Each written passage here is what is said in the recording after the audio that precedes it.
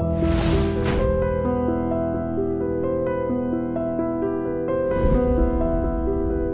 మరో విషయం చెప్పండి, రాష్ట్రంలో అంటే మీరు టీఆర్ఎస్ బీజేపీ దోస్తులని చెప్పుకొని బయట ప్రచారం వస్తుంది. ఎందుకంటే ఆంధ్రప్రదేశ్లో వాతావరణం చూస్తే జగన్ బీజేపీ అంతర్గత ఒప్పందం, తెలంగాణలో బీజేపీ టీఆర్ఎస్ అంతర్గత ఒప్పందం, ఇలా ప్రచారం జరుగుతుంది. దానిపైన మీరు క్లారిఫికేషన్ ఇవ్వాల్సిన పరిస్థితి. చాలా స్పష్టంగా నాకు ఒక ఉదంతం చెప్పండి. టీఆర్ఎస్ పార్టీ ఏర్పడిన తర్వాత ఏనాడైనా బీజేపీ కలిసి టీఆర్ఎస్తో ఎన్నికల్లో పోటీ చేసిందా?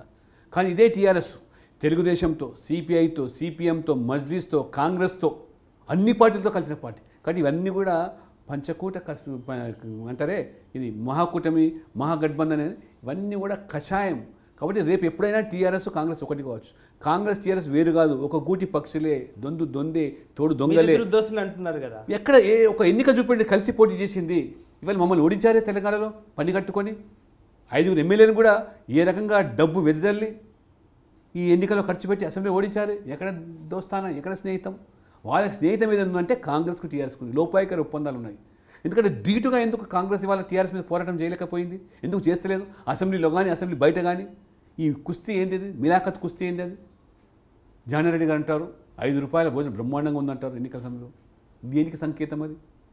కాబట్టి ఇవాళ కాంగ్రెస్ నాయకులు గట్టిగా టీఆర్ఎస్ మీద ఎందుకు వారు ఉద్యమించలేకపోతారు, వాదించలేకపోతే వీళ్ళ లొసుగులు బయటపడతాయి, వీళ్ళ అవినీతి భాగవతాలు బయటకు వస్తాయి. కాబట్టి నేను కొట్టినట్టు చేస్తా, నువ్వు ఏడ్చినట్టు చేయి.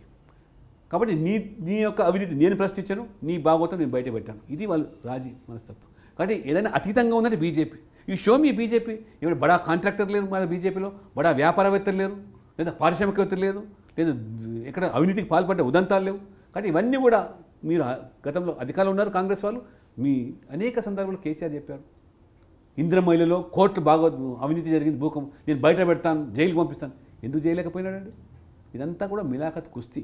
అంటే ప్రజలు తెలంగాణలో అమాయకులు కాదు, సరైన సమయంలో సరైన తీర్పు ఇవ్వడానికి సిద్ధంగా ఉన్నారు. వీరనే అనిశ్చితి ఏదైతుందో ఎప్పుడైనా ఇది సంభవించేటువంటి అవకాశాలు చాలా మెండుగా తెలంగాణలో కనబడుతుంది. సో ఈ అనిశ్చితి హరీష్ రావు బయటకు వస్తే బీజేపీ అవుట్లెట్ సపోర్ట్ చేస్తుందా? అతను ఆర్థికంగా కానీ క్యాండిడేట్స్ని మళ్లింపులో కానీ బీజేపీ సాయం చేస్తుందా, కాంగ్రెస్ సాయం? ఇది ఊహాజనితమైన ప్రశ్న.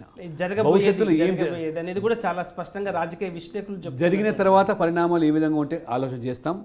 బీజేపీకి లేదా నరేంద్ర మోడీ నాయకత్వం అనుకూలంగా అనుబంధంగా ఉండే నాయకులు ఎవరు వచ్చినా అది దాన్ని స్వీకరించడానికి బీజేపీ సిద్ధం. మా యొక్క సిద్ధాంతాలకు అనుగుణంగా పనిచేయడానికి ఏ పార్టీలో ముందుకు వస్తే స్వీకరిస్తాం, స్వాగతిస్తాం. కానీ జరగబోయేది ఏమిటో ఊహించి మనం ముందస్తుగానే దానికి ప్రణాళికలు రూపొందించాలి. జరిగేదాన్ని ఏ రకంగా మేము అందులో మా యొక్క స్పందన ఏ విధంగా, మా పాత్ర ఏ విధంగా కూడా భవిష్యత్తులో మేము తెలుస్తాం. ఇప్పుడు కేసీఆర్ ఆపరేషన్ ఆకర్ష్లో భాగంగా చాలామంది కాంగ్రెస్ ప్రముఖులు అయితేనేమి ఇతరత్ర పార్టీ నాయకులు వలసలు పోతున్నారు.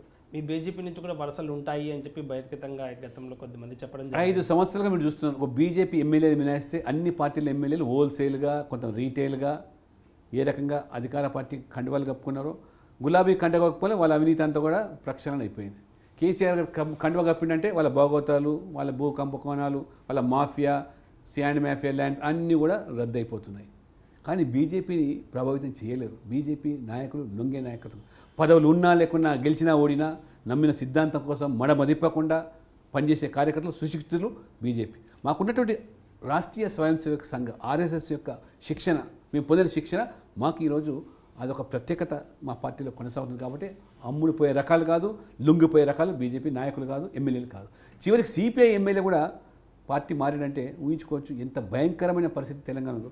దాన్ని ఇవాళ బీజేపీ ఎదుర్కోగలుగుతుందంటే బీజేపీకి ఉన్నటువంటి సత్తా, దమ్ము, ధైర్యం, సాహసం మాత్రం. సో ఈ రోజుకి లౌకికవాదాన్ని ముందుకు తీసుకొచ్చి ఓట్లు అడుగుతున్నటువంటి పరిస్థితి. అయోధ్య ఇష్యూని పక్కన అలాగే స్తబ్దతగానే ఉంచేశారు. అయినప్పటికీ హిందువుల తరపున ఓట్లు అడుగుతున్నారు. ఒకవైపు ముస్లిమ్స్ ఓటు బ్యాంక్స్ని కూడా ఇంప్రెస్ చేయడానికి కేంద్రం పావులు కదుపుతున్నటువంటి పరిస్థితి. దాన్ని ఎలా చూస్తారు? ఇవాళ అభివృద్ధి మంత్రం, మోదీ చరిస్మాతో ఓట్లు అడుగుతాం తప్పితే ఇవాళ అయోధ్యలో ఆలయం నిర్మాణం కావాలనేది బీజేపీ యొక్క ఆలోచన విధానం. కానీ ఇవాళ న్యాయస్థానంలో ఉంది కాబట్టి న్యాయస్థానం పరిష్కారం చేయాలి, లేదా మధ్యవర్తిత్వంతో ఉన్న 3 సభ్యులు పరిష్కారం చేయాలి. అంతేగాని మేము దాన్ని రాజ్యాంగ విరుద్ధంగా న్యాయస్థానాలు కాదనో కేవలం మేమేదో సాధించాలి అనే ఉద్దేశంతో కాకుండా రామ మందిరం నిర్మాణం జరిగి తీరాల్సిందే కట్టుబడి ఉన్నది.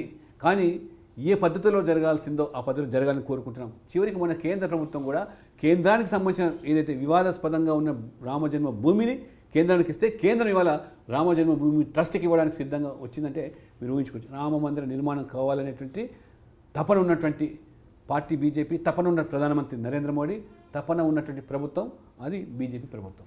మీరు చూస్తున్నారు ఐ డ్రీమ్ న్యూస్ని. మీరు చూస్తున్నది ఐ డ్రీమ్ న్యూస్. అంటే కళలని నిజం చేస్తూ ప్రజలకి నిజాలని కళల ద్వారా తీసుకొచ్చే ఐ డ్రీమ్కి మై బెస్ట్ విషెస్. మీరు చూస్తున్నది ఐ డ్రీమ్ న్యూస్. మీరు చూస్తున్నారు I dream channel. For more videos please subscribe I dream. మరిన్ని వీడియోల కోసం ఐ డ్రీమ్ని సబ్స్క్రైబ్ చేయండి. Please subscribe I dream. And I'm very much satisfied with the way interview went on. Kindly subscribe to I Dream. For more videos, subscribe to iDream. And loads of fun entertainment and content. Do watch I Dream.